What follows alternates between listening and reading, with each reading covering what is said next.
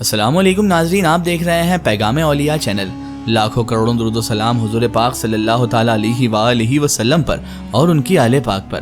محترم ناظرین کرام، کیا واقعی اسرائیل ملک شام یعنی سیریا پر قبضہ کر لے گا؟ کیسے مسلمانوں کے ہاتھ سے نکل جائے گا سیریا یعنی ملک شام؟ آخر رسول اللہ صلی اللہ علیہ وآلہ وسلم کی کون سی پیشن گوئی سچ ثابت ہونے جا رہی ہے؟ نبی مکرم حضرت محمد مصطفیٰ صلی اللہ علیہ وآلہ وسلم نے بہت ساری احادیث مبارکہ میں، یعنی ہمارے پیارے آقا نے بہت ساری اپنی احادیث مبارکہ میں ایسی پیشن گوئیاں فرمائی ہیں جو قیامت تلک سچ ثابت ہوں گی، کیونکہ ہمارا ایمان ہے کہ رسول اللہ صلی اللہ علیہ وآلہ وسلم کا قول خداوند کریم کی طرف سے ہی ہوتا ہے۔ اس لیے اللہ کا قول جس طرح سچا ہے، اسی طرح رسول اللہ صلی اللہ علیہ وآلہ وسلم کا ہر قول سچا ہے۔ ناظرین محترم، نبی مکرم صلی اللہ علیہ وآلہ وسلم کی ایک پیشن گوئی ملک شام کے مطابق بھی ہے۔ آج کی ویڈیو کا ہمارا وہی موضوع ہے۔ آج کی ہماری ویڈیو میں ہم انہی سب باتوں کے بارے میں جانیں گے، تو میری آپ سے مدبانہ گزارش ہے کہ اس ویڈیو کو آخر تک ضرور دیکھیں اور کمنٹ میں ہمیں اپنا فیڈ بیک ضرور دیں۔ ناظرین محترم، ملک شام جو کہ تاریخی حیثیت سے اور اسلامک تاریخ کے حساب سے بڑا ہی اہمیت کا حامل ہے۔ ملک شام میں اسلام کی طویل عرصے تک حکومت رہی۔ اس کے علاوہ ملک شام میں کئی انبیاء کرام علیہم السلام تشریف لائے، بلکہ کئی نے تو اسے اپنا مسکن بھی بنایا۔ حضرت خالد بن ولید رضی اللہ تعالیٰ عنہ ہو یا حضرت سلطان صلاح الدین ایوبی رحمۃ اللہ علیہ، ایسے مقدسات لوگوں کی قبر مبارک بھی ملک شام میں ہی واقع ہے۔ ناظرین محترم، ملک شام جسے لوگ سیریا یا پھر سوریا جیسے ناموں سے بھی جانتے ہیں، دوستو ہمیشہ سے ہی ملک شام کا مذہب اسلام سے ایک انوکھا رشتہ رہا ہے، کیونکہ اسلام چاہے پاسٹ یعنی کہ بیتا ہوا ہو یا پریزنٹ ہو یا پھر آنے والا مستقبل کی بات ہو، ہر چیز کے ساتھ ہی آپ لوگوں کو سیریا کا گہرا کنیکشن نظر آئے گا۔ ناظرین محترم، آج کی اس ویڈیو میں ہم آپ کو بتائیں گے کہ آخری پیغمبر یعنی ہمارے اور آپ کے آقا و مولا حضرت محمد مصطفیٰ صلی اللہ علیہ وآلہ وسلم نے ملک شام یعنی سیریا سے ریلیٹڈ کیا کیا فرمایا ہے، یا پھر یہ بھی کہہ سکتے ہیں کہ نبی علیہ السلام کی سیریا سے تعلق رکھنے والی کون کون سی پیشن گوئیاں ہیں، قیامت اور سیریا کا آپس میں کیا تعلق ہے، قیامت سے پہلے سیریا میں کون کون سی نشانیاں ظاہر ہوں گی، یا پھر ابھی تک سیریا کی بربادی کے ذریعے سے کون کون سی پیشن گوئیاں اور نشانیاں ظاہر ہو چکی ہیں، آخری دور میں سیریا کی بربادی کا باقی پوری مسلم دنیا پر بھی کیا ایفیکٹ پڑے گا، کس طرح سے یہ پورا علاقہ مسلمانوں کے ہاتھ سے نکل کر یہودیوں کے ہاتھوں میں چلا جائے گا۔ ناظرین محترم، ملک شام کو ایتہاسک طور پر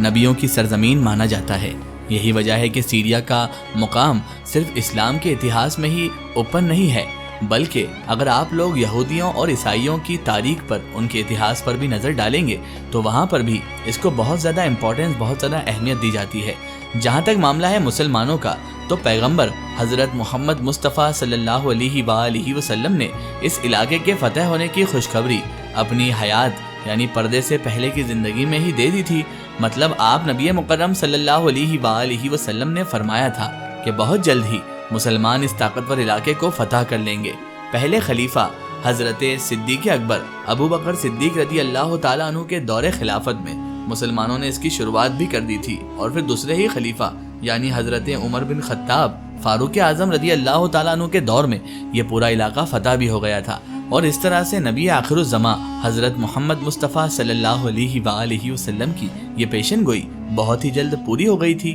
ویسے ناظرین محترم، یہاں پر یہ بات بھی میں آپ کو بتاتا چلوں کہ ملک شام جسے ہم آج سیریا کے نام سے جانتے ہیں، دراصل جو اصل ملک شام تھا وہ صرف اتنا ہی نہیں تھا کہ جتنا کہ آج کے دور میں ہم لوگ دنیا کے نقشے میں سیریا کو دیکھ رہے ہیں، بلکہ دوستوں تاجدار مدینہ حضرت محمد مصطفیٰ صلی اللہ تعالیٰ علیہ وآلہ وسلم کے دور مبارک میں تو دنیا کے اس پورے ہی علاقے کو ملک شام ہی کہا جاتا تھا، کہ جہاں پر آج کے دور میں سیریا کے ساتھ ساتھ جارڈن، لبنان، فلسطین اور اسرائیل کا جو پورا علاقہ ہے وہ سارا، اور اس میں ترکی کا بھی تھوڑا سا حصہ شامل ہوا کرتا تھا۔ مطلب آج کے دور کے لحاظ سے دیکھیں تو سعودی عربیہ کی اوپر کی سائیڈ میں عراق اور ملک شام ہی ہوا کرتے تھے، اس کے علاوہ وہاں پر کوئی دیش نہیں تھا۔ پھر یا تو ایک سائیڈ میں افریقہ کا مصر تھا، یا پھر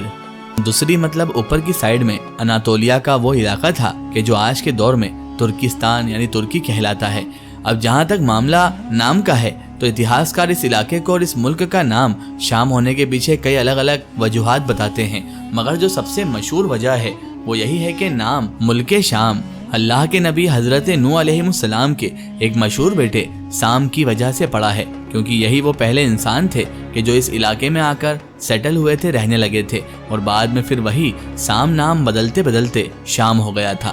ناظرین محترم، حضرت عبداللہ ابن عمر رضی اللہ تعالیٰ عنہ سے مروی ہے کہ ایک مرتبہ کا ذکر ہے، نبی آخر الزماں حضرت محمد مصطفیٰ صلی اللہ تعالیٰ علیہ وآلہ وسلم نے چند لوگوں کے بیچ میں بیٹھ کر دعا فرمائی اور کہا، اللہم بارک لنا فی شامنا وفی یمنا، جس کا مطلب یہ ہوتا ہے کہ اے اللہ برکت نازل فرما ہمارے شام میں اور ہمارے یمن میں۔ وہاں پر بیٹھے ہوئے کچھ لوگوں نے عرض کیا، اور ہمارے نجد میں بھی، لیکن نبی آخر الزماں صلی اللہ علیہ وآلہ وسلم نے ان کی بات پر توجہ نہیں فرمائی، دوبارہ سیم دعا کی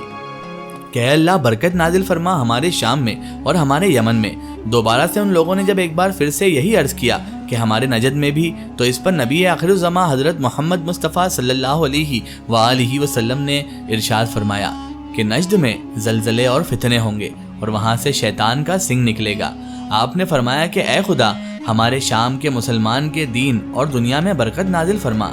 ناظرین محترم، بہت سارے مسلم اسکالرز مانتے ہیں کہ حدیث کے اندر یمن کے اوپر بھی جو شام کی فوقیت دی گئی ہے، مطلب پرائرٹیز دی گئی ہے، اس کی وجہ شاید یہی ہوگی کیونکہ شام ہی وہ خاص علاقہ تھا کہ جہاں پر فلسطین اور خاص طور سے بیت المقدس موجود تھا، اور اس کے علاوہ یہی وہ علاقہ ہے کہ جہاں پر قیامت قائم ہوگی۔ حضرت ابو امامہ سے بھی مروی ہے کہ نبی مکرم حضرت محمد مصطفیٰ صلی اللہ علیہ وآلہ وسلم ارشاد فرماتے ہیں کہ ملک شام کے لیے خوشخبری ہے، بے شک رحمان مطلب کہ خدا کے فرشتے اس کے اوپر اپنے پر پھیلائے رہتے ہیں۔ نبی آخر الزمان صلی اللہ تعالیٰ علیہ وآلہ وسلم نے ایک بار یہ بھی ارشاد فرمایا کہ جب اہل شام مطلب کہ شام والے تباہی کا شکار ہو جائیں تو پھر تم میں سے کوئی خیر باقی نہیں رہے گی۔ اس حدیث سے کلیئر پتہ چلتا ہے کہ باقی مسلم دنیا کا فیوچر بھی شام کی قسمت کے اوپر ہی ٹکا ہوا ہے۔ اور پچھلے کچھ سالوں سے ناظرین محترم شام کے ساتھ کیا ہو رہا ہے، شام کن حالات میں ہے اور شام میں رہنے والے لوگوں کے اوپر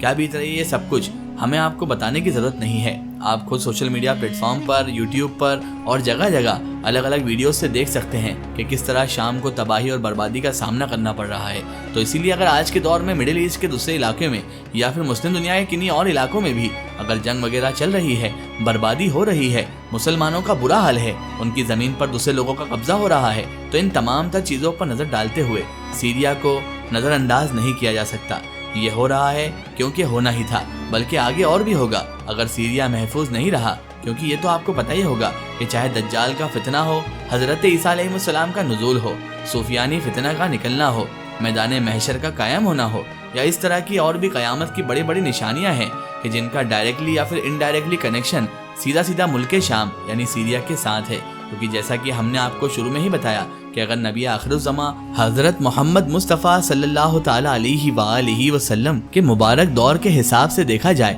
تو شام صرف آج کا سیریا ہی نہیں، بلکہ اس میں آج کے دور کا لبنان، جارڈن، فلسطین اور اسرائیل کا پورا علاقہ اور ترکی کا بھی تھوڑا بہت علاقہ شامل مانا جاتا ہے۔ اب جب یہ ساری چیزیں اسی علاقے میں ہونے والی ہیں تو ظاہر ہے پہلے سے ان چیزوں کا اثر دکھنا بھی لازمی چیز ہے۔ اب ناظرین محترم دیکھا جائے تو فلسطین بھی ملک شام کا ہی حصہ تھا، تو وہاں پر تو پچھلے کئی دشک سے ظلم و ستم کی شروعات ہو چکی ہے، اور ابھی ایک سال سے تو وہاں پر ظلم و ستم کی انتہا ہو گئی ہے۔ اور آپ دیکھ ہی رہے ہیں کہ دنیا کے تمام تر حالات کیسے چل رہے ہیں، چاہے کوئی بھی ملک ہو، مسلمان سکون سے رہ نہیں پا رہا ہے، یہاں تک کہ سعودی عربیہ کے مسلمان بھی کہیں نہ کہیں گورنمنٹ کی وجہ سے پریشان ہی ہیں۔ ناظرین محترم، یہ ساری تمام تر باتیں اس بات کی اور ہمیں اشارہ کرتی ہیں کہ ملک شام میں اگر خیر نہیں تو پھر باقی سب جگہ بھی خیر نہیں ہوگی۔ واللہ عالم بالصواب۔ اللہ تعالیٰ سے ہم تو یہی دعا کرتے ہیں کہ اللہ تعالیٰ ہمیں نیک راستے پر چلنے کی توفیق عطا فرمائے اور ہمیں ایمان پر خاتمہ نصیب عطا فرمائے، آمین ثم آمین۔ ناظرین، آپ کو یہ ویڈیو کیسی لگی کامنٹ سیکشن میں ضرور بتائیں، اور ہمارے چینل کو سبسکرائب کرنا نہ بھولیں۔ اس ویڈیو کو زیادہ سے زیادہ شیئر کریں اور اسے تمام تر انسانوں تک ضرور پہنچائیں۔ پھر حاضر ہوتے ہیں آپ کے لیے نئی اور بہترین ویڈیو کے ساتھ، تب تک کے لیے خدا حافظ، السلام علیکم۔